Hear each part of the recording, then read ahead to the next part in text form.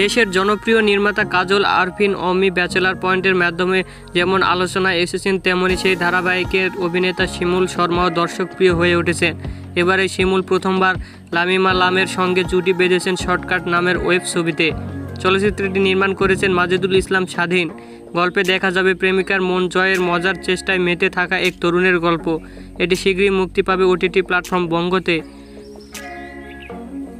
প্রযোজনা প্রতিষ্ঠান বঙ্গ জানিয়েছে, দেশের সবচেয়ে জনপ্রিয় নতুন জুটিদের একটি হতে যাচ্ছে শিমুল শর্মা ও লামিমা লাম। এদিকে ব্যাচেলার পয়েন্ট সিজন 5-এ বর্তমানে শিমুল নেই, তবে তিনি জানিয়েছেন গল্পের প্রয়োজনে ভবিষ্যতে আবারও ফিরতে পারেন।